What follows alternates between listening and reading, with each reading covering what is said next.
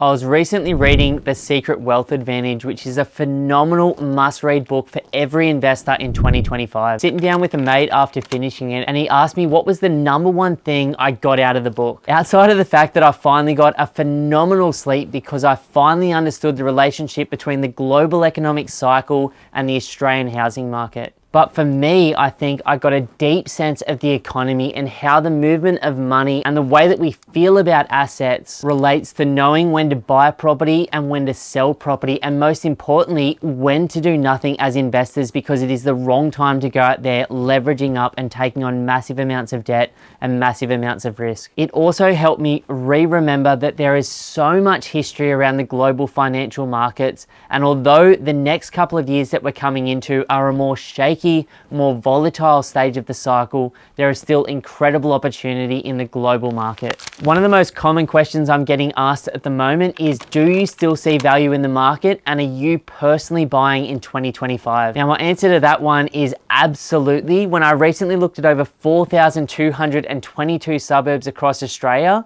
there is probably a couple of hundred across the market that look absolutely phenomenal, particularly in the Brisbane and the Melbourne markets. Now, for me personally, in 2025, I'm buying 2 properties down there in the Melbourne, in either the northern Melbourne market close to the city or down there on the Mornington Peninsula, with the intention to hold them longer term, hopefully get some phenomenal capital gains over the next 10 years of the Melbourne property cycle. Got a great question from Dave recently, which is, where do you personally find all of your property market data and information on a weekly or a monthly basis? Now, for me, one of the key challenges I've always had as an investor is there's so many different data sources. It can be very confusing and hard to find them all in one place on the same day of the month, which is why I've recently created the Pumped on Property monthly market update video and newsletter. To subscribe to that, all you have to do is jump over to pumpedonproperty.com and you'll be able to get access to that newsletter by just signing up. On top of that, on a monthly basis, I love to follow everything CoreLogic,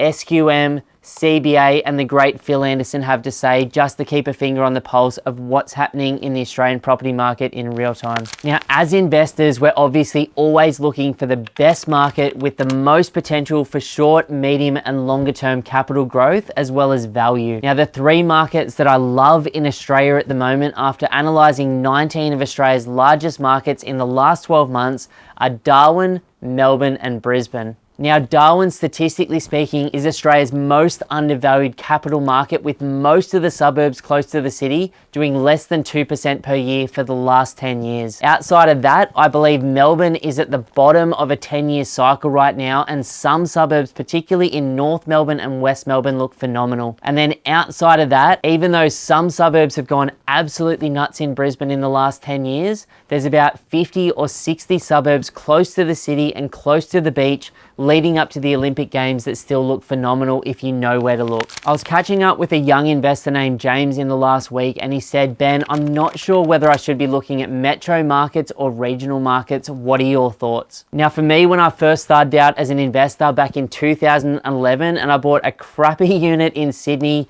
and a really cheap 5-bedroom house on the Central Coast, I had no idea about the history of Australia's metro versus regional markets. But recently I came across an incredible article from CoreLogic which looked at Australia's top metro markets versus Australia's top regional markets over the last 30 years in Australia. Now, what they found is that Australia's metro markets had done about 125% better than the regional markets over the last 30 years. Now, I was catching up with my mum after this at dinner, and we were talking about her next investment property and what she should buy. And I said, there's absolutely no world that exists where you would go to the same bank, and if they were offering you a 6% return on your cash versus a 3% return, it would be a no-brainer. But that's the same decision that so many investors make when they go out there and buy Australia's average regional markets, when they could have spent the same money and got the likes of Brisbane, Adelaide, Perth or Melbourne right now. At the moment, I've been helping a client called Tom buy his second property with our business in the last 5 years, and Tom was considering buying an inner city unit in Brisbane for his kids that they can live in while they go to uni, versus looking at a high quality house on the likes of the Sunshine Coast, Brisbane or Melbourne at the moment. And he sort of said, well, what do you think we should do? Now, Tom's budget was about $1 million, which gets you incredibly high quality properties in all of those areas. But I said, for me, it is super simple. When you look at the core logic reports looking at houses versus units in Australia over the last 30 years, houses have beaten the average unit by around about 127%. So for me as an investor with a limited amount of money and a person that loves spending time with my family, I'm absolutely going for houses and townhouses in the future. Now, another one of the most common questions I get asked as an investor is, should I go for a high quality, tenant ready, newer, lower maintenance home, or should I get that fixer upper, that little renovator with the potential to add some value on the way in? Now, when I first started my journey as an investor as a 24-year-old in Sydney, working at IBM, earning $55,000 per year, I was always targeting those active renovators that were cheaper. Now, that was because that's all I could borrow, but I also loved the idea at that stage of my journey of being a more active investor, and I used to love getting in there, changing out the paint, the flooring, cleaning up the backyard, maybe chucking in an affordable kitchen and changing over simple things like lights, fans, and window finishings. But what I realized by doing that strategy over and over and over again for many of my first 10 properties is I still ended up with a pretty shitty property at the end of the day with some beautiful lipstick on it. So as my journey as an investor has continued and I've grown, I've much more moved towards the strategy of high quality, brick and tile, slab on ground, low maintenance, tenant ready properties. And instead of going out there and thinking that I was making some money or getting some value by buying a cheapie, I just look for a neighboring suburb with a high quality home at the same price point and let the market do the heavy lifting versus me being a super active investor on my own. Now, as you guys all know, I love the idea of both single income and dual income property, but there are pros and cons on both sides. The benefit of single income properties is everybody understands them. They're generally extremely low maintenance. You can buy them and put a tenant in straight away.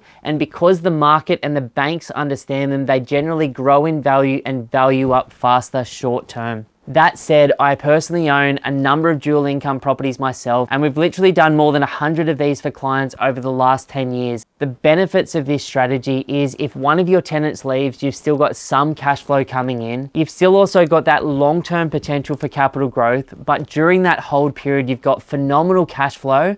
And then in Australia at the moment, through a tax depreciation report, we're lucky enough to get monster tax benefits from whatever we build brand new as well. For me personally, I don't think it's necessarily one or the other. In fact, what I personally do is normally buy one dual income property, which could look like a house and a granny flat, and then I partner that with a single income property so that at the end of the day or the end of the week or the end of the year, my cash flow across my portfolio is nice and tight during that hold period as my properties go up in value, to not just create financial freedom and stability in the future, but also a life filled with choices to spend the time with the people that I care about, doing the things that I enjoy and living my values day to day. G'day guys, my name's Ben and I'm the director here at Pumped on Property, and I just want to say a massive thank you for watching our content today.